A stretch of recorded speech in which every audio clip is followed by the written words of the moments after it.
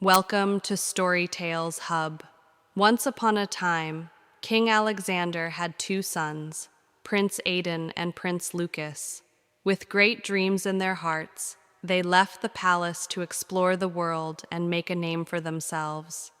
But being used to royal comfort, the young princes soon fell into poor decisions and careless spending.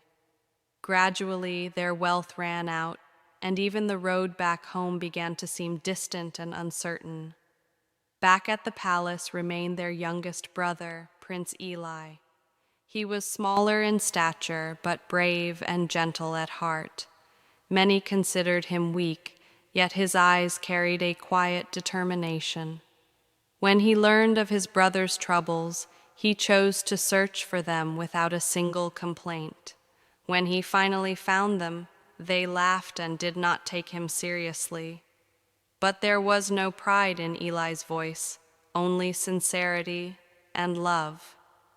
The three brothers continued their journey together, though their hearts moved in different directions. Aidan and Lucas walked impatiently, while Eli quietly observed the world around him. Sunlight filtered through the trees, and the scent of earth filled the air. Soon they came upon a large ant hill. Thousands of ants were busily carrying grains and eggs. Aidan laughed. "Let's knock it down and see how they scatter." Lucas picked up a stick playfully. Eli quickly stepped forward and gently stopped them. There was no anger in his voice, only concern.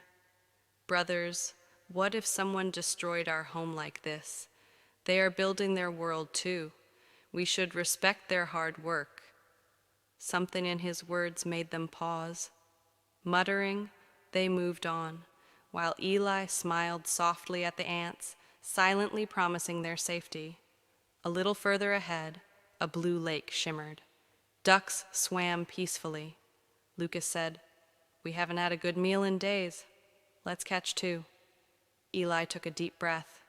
"We may be hungry, but we are not cruel. Look how peaceful they are. Taking their happiness won't bring us peace." The gentle ripples of the water seemed to agree. After several miles, they saw an old tree with a golden beehive inside its hollow trunk. Honey glistened like melted gold. Aidan's eyes sparkled. "If we light a fire below, we can get all the honey easily." Lucas began gathering dry twigs. Eli quickly pushed the sticks aside. His voice was firm but calm. "Honey gives sweetness, but cruelty never does. These bees protect their home just like we do. We cannot turn their hard work into ashes." A breeze passed through the leaves, and the buzzing softened. After a long journey, a magnificent yet silent castle appeared among the trees. Marble horses stood frozen in the stables, as if time itself had stopped. "This place isn't ordinary," Aidan whispered. Inside, dusty yet grand rooms led them to a heavy door with 3 locks. Through a small grille, they saw an old white-bearded man seated silently at a table. They called out. No answer. On the 3rd call, he slowly rose, as if he had been waiting for them. Without speaking, he led them to a grand hall where a feast was laid out. Though the castle was deserted, the food was fresh. Hungry and exhausted, they ate without question. Later, he showed each of them to separate rooms. The next morning, the eldest brother was taken to a marble table with 3 tablets. The first read, "In the forest, beneath the moss, lie 1,000 pearls belonging to the princess. They must all be found before sunset. If even one remains, the seeker will turn to stone." Silence filled the room. When Eli's turn finally came, he knelt in the damp forest, carefully lifting moss. As the sun began to set, his hope faded.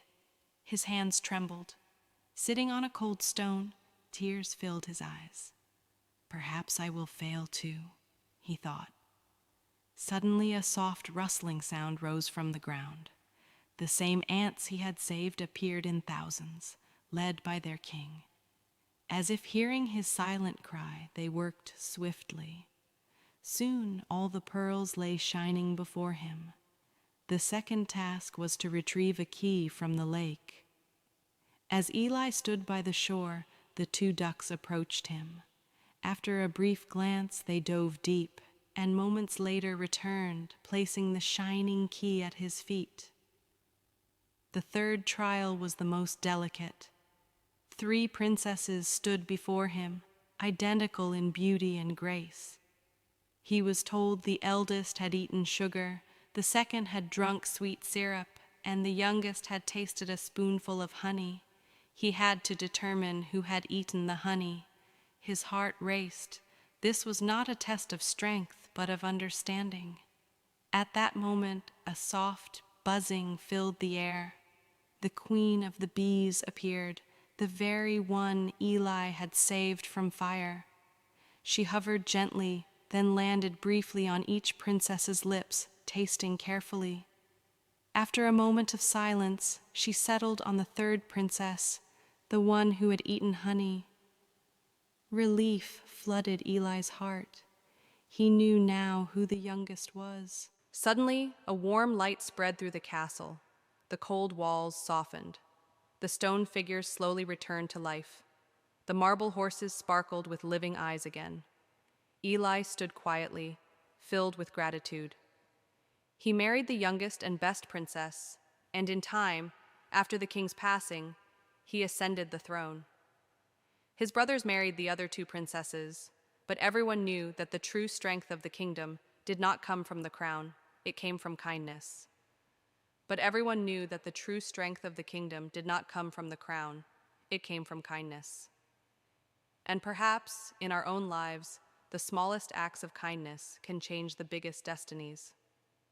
If you enjoyed this story, don't forget to like this video, share it with someone who believes in kindness, and subscribe to the channel for more magical tales like this. Your support helps these stories live on.